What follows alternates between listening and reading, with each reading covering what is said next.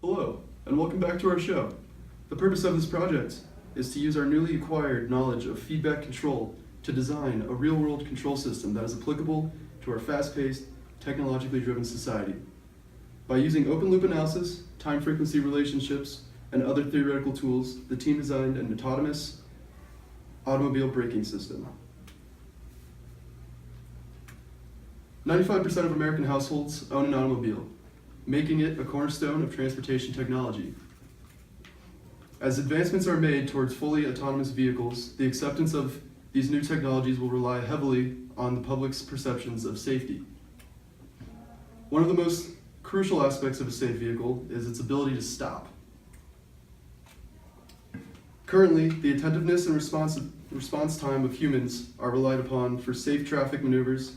However, traffic fatalities account for more than 37,000 deaths per year, a number that could drastically be cut using a properly designed control system.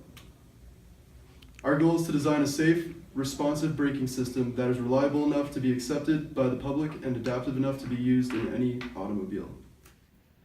Thank you, Jacob, for that wonderful introduction. So the first step in our process is modeling. And whenever we're designing a system of response, we want to start with our inputs and end with our outputs. And we want to clearly define those inputs and outputs, and it's what's everything in between that we want to figure out. So our project focuses on how fast a self-driving car can come to a complete stop if, let's say, an object or a person was in its way.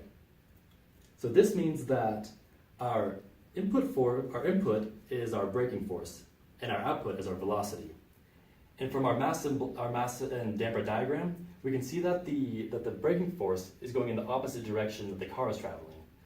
And after extensive research, we came to the conclusion that our mass was about 2,000 kilograms, our braking force was about 10.5 kilonewtons, and our dampening coefficient was about 400, which is used to simulate the coefficient of drag.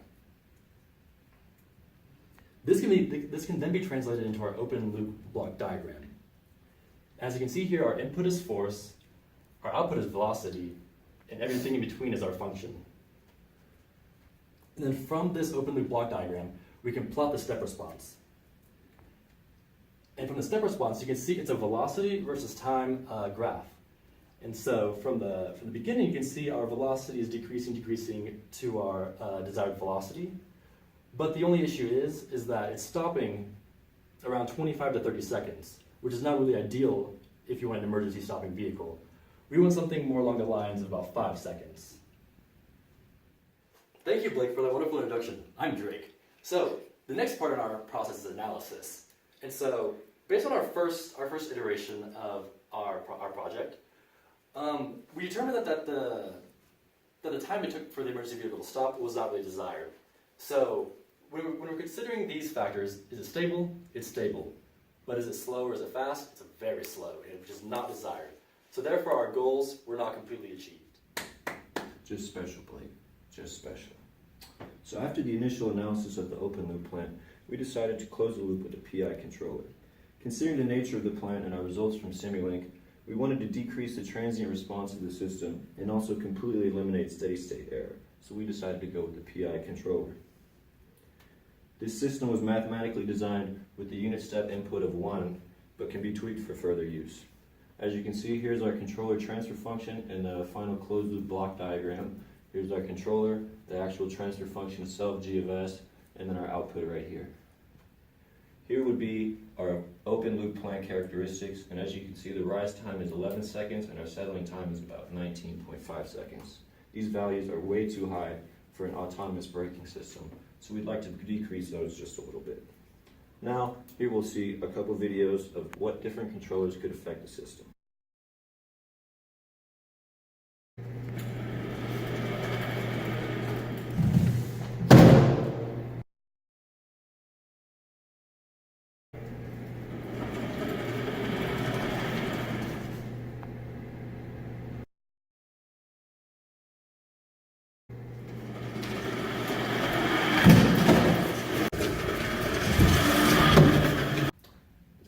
very nice.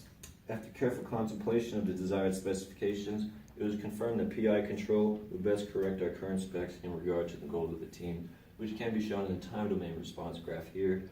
Our transient response is well within the goals, and also our steady state reaches the value that we want.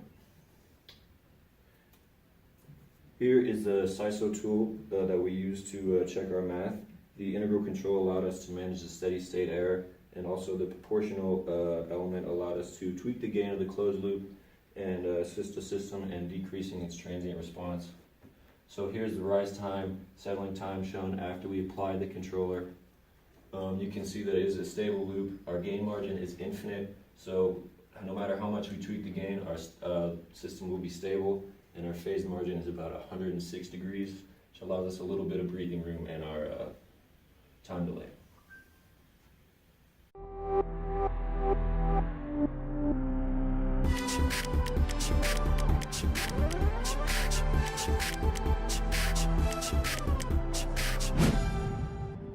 So this is our conclusion. We did 2 iterations. We did one with an open loop plant and one where we added a controller. These are the equations, and that's the controller that we added after the loop. For disturbances, we considered a ideal sit scenario where we have no hills, no weather conditions. We wanted to do this to make sure that we had all of our values correct and that we had a successful plant and project that could gear towards getting the basic variables down. For future testing, we actually wanted to address these disturbances and the fact that we wanted to equate all of these external forces that might disrupt the system. And as a reflection, we had a low percent overshoot, we had a good rise time, and all of our values and variables really added up to create a great project, so we thought this project was a success.